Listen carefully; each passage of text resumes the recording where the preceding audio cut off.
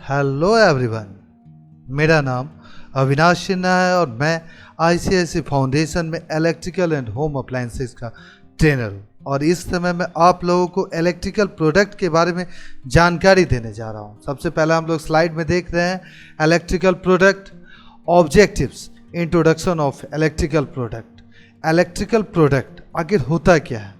वैसा प्रोडक्ट जो electrical supply के द्वारा चलाया जाता है वो इलेक्ट्रिकल प्रोडक्ट्स कहलाता है, जिसमें से कुछ आगे हम लोग चर्चा करते हैं, जैसे डिफरेंट इलेक्ट्रिकल प्रोडक्ट्स। सबसे पहले ट्यूबलाइट, एक ऐसा इलेक्ट्रिकल प्रोडक्ट जिसका उपयोग हम लोग घरों में रोशनी के लिए इस्तेमाल करते हैं। लैंप और बल्ब भी कुछ इसी प्रकार से। सीलिंग फैन, अप्राकृतिक हवाओं के लिए इस इलेक्ट्रिकल प्रोडक्ट का इस्तेमाल करते हैं। एग्जॉस्ट फैन, घर के अंदर की गर्म हवाओं को बाहर निकालने के लिए इसका उपयोग किया जाता है और भी बहुत सारे इसके उपयोग हैं। टेबल फैन, ये भी अप्राकृतिक हवाओं के लिए इसे घरों में इस्तेमाल किया जाता है। डोर बेल, जैसा नाम से ही पता चल रहा है, एक ऐसा बेल जो डोर पे लगाया जाता है। अब हम लोग अगले स्लाइड में जो देख रहे हैं, understanding specification of electrical product. पहला प्रोडक्ट है ट्यूबलाइट। कुछ पैरामीटर दिया गया है इस स्लाइड में, जिस पर हम लोग चर्चा करें कि हम लोग जब भी परचेजिंग करने जाएं as a technician, as a customer, तो इन चीज़ों पर हम ध्यान दें। इनपुट पावर 4 वाट, 9 वाट और 18 वाट। 4 वाट मतलब निश्चित तौर पर आपकी बिजली की खपत कम होगी, और 18 वाट निश्चित तौर पर 4 वाट की कंपैरिजन में बिजली की खपत थोड़ी ज़्यादा होगी। लेकिन अगर घरों में अगर ये रोशनी अगर कम चलने लायक है तो उसमें हम लोग 4 वाट का उपयोग कर सकते हैं। जैसे अगर मान के चला जाए एक छोटा सा कमरा है तो जिसमें हम लोग 4 वाट का भी ट्यूबलाइट एलईडी बल्ब लगा सकते हैं।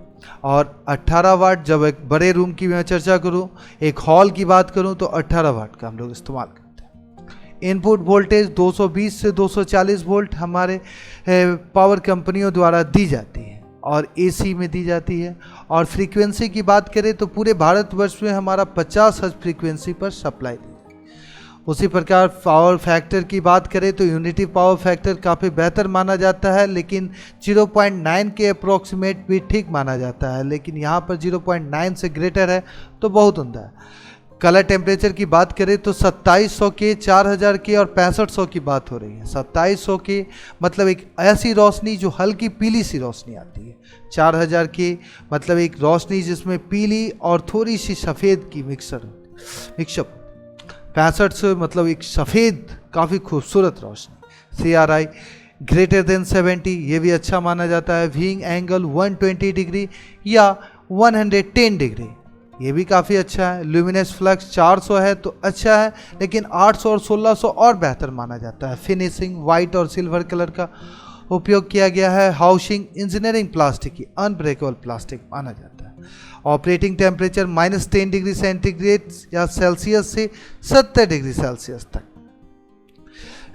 मतलब ये कम टेम्परेचर में भी काम करेगा और अच्छे थोड़ा ज़्यादा टेम्परेचर भी होगा तो ये काफ़ी बेहतर वर्क करेगा। माउंटिंग, इसे दीवारों पर लगाया जाता है। अब डायमेंशन की बात करें तो लंबाई गुने चौड़ाई गुने ऊंचाई, length into breadth into height, 305 गुने 25 गुने 36। अब जब भी आप मार्केट परचेजिंग करने जाओ तो पैरामीटर, हाँ यहाँ पर बहुत सारे पैरामीटर दिया गया है, लेकिन इन पैरामीटर पर आप जरूर ध्यान दो। एक input power, colour temperature, finishing, plastic कैसा यूज़ किया गया है, ऑपरेटिंग टेम्परेचर कैसा है, इन चीज़ों पर बहुत ध्यान दें। पावर फैक्टर पर बहुत ध्यान दें। ओके, अब हम लोग नेक्स्ट स्लाइड में आते हैं। नेक्स्ट स्लाइड में हम लोग देख पा रहे हैं understanding specification of electrical product. अब इलेक्ट्रिकल प्रोडक्ट में हम लोग फैन पर चर्चा करें तो फैन भी जब भी आप खरीदने जाएं तो वाट पर जरूर ध्यान दें। इनपुट पावर क्या है, तो इनपुट पावर 60 बेहतर माना जाता है, आजकल उससे कम का भी आने लगा है, और 60 वाट का कम से कम। और वेट 670 ग्राम अगर है तो उससे कम का भी आने लगा है। ये वैरी कर सकता है आपके अलग अलग कंपनी पर। अगर अच्छी कंपनी का फ़ैन है तो थोड़ा कम वेट का भी आता है और काफ़ी अच्छा माना जाता है। मटेरियल फिन में एल्युमिनियम का यूज़ किया गया है, बेस में कॉपर का यूज़ किया गया है, हीट पाइप में कॉपर का यूज़ किया गया है। तो मटेरियल में जब भी आप ये भी चीज़ ज़रूर ध्यान दें कि वाइंडिंग किसका किया गया है। अगर फैन है तो एल्युमिनियम का वाइंडिंग से बेहतर होगा कॉपर का। अगर वाइंडिंग आप परचेजिंग करवाएं, अगर कस्टमर को एज ए टेक्नीशियन या खुद भी परचेज करें तो कॉपर का परचेज करें। आजकल कुछ कंपनियां, लोकल कंपनियां ऐसी हो गई हैं जो एल्युमिनियम का वाइंडिंग सस्ते की वजह से देने लगा, जो अच्छा नहीं माना जाता, लॉन्ग लाइफ नहीं होता। कॉपर काफ़ी बेहतर माना जाता है।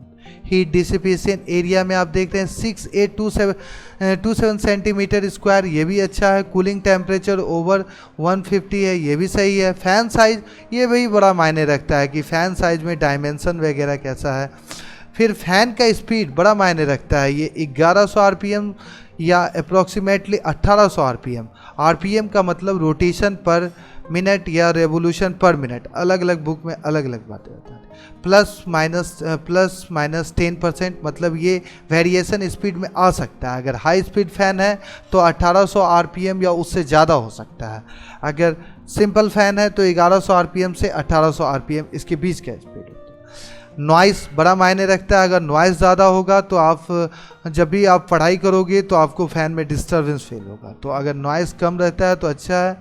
तो यहाँ मिनिमम नॉइस का लेवल जो दिया गया है 19.5 डेसिबल से और मैक्सिमम 31.4 डेसिबल तक दिया गया है। कनेक्टर, आप घरों में जो फ़ैन इस्तेमाल करते हैं उसमें 3 पॉइंट होता है, एक फेज़, एक न्यूट्रल, एक अर्थिंग।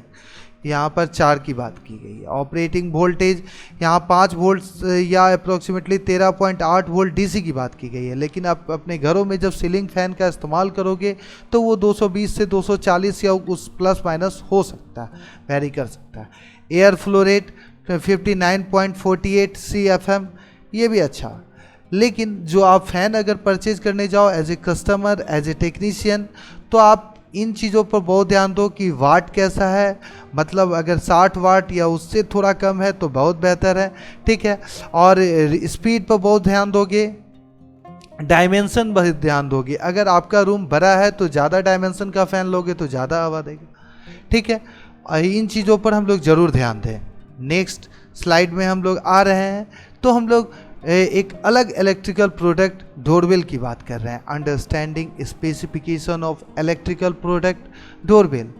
डोरबेल में भी हम मॉडल नंबर देख पा रहे हैं, वायरलेस डोरबेल, मतलब एक ऐसा डोरबेल जिसमें वायर का इस्तेमाल नहीं किया गया। तो निश्चित तौर पर जब वायर, इसमें अगर वायर डोरबेल होगा तो वायर मीडियम का वर्क करेगा, लेकिन यहाँ पर वायरलेस है तो यहाँ एक ट्रांसमीटर होगा, एक रिसीवर होगा।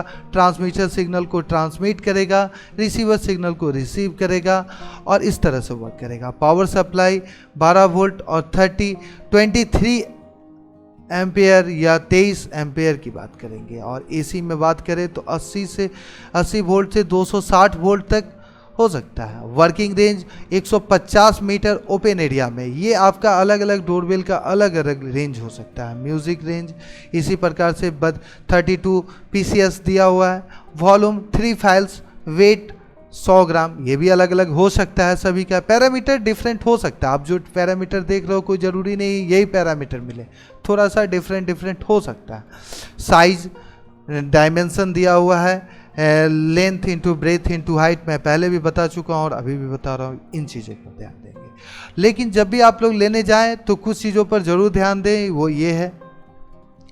अब अगले स्लाइड में हम आते हैं तो देखते हैं समरी। इस पूरे स्लाइड में हम लोग जो पढ़े हैं वो introduction of electrical product. Electrical product क्या है, कैसे कैसे इसका पैरामीटर क्या क्या होता है, हम लोग परचेज करने जाएं तो क्या क्या ध्यान दें, इस पैरामीटर को हम लोग ध्यान दिए हैं इस स्लाइड के माध्यम से। अब हम लोग इसी प्रकार से मिलते हैं अगले वीडियो में, और सुरक्षित रहें और सीखते रहें, और यहीं पर हम लोग अलविदा करते हैं। Thank you.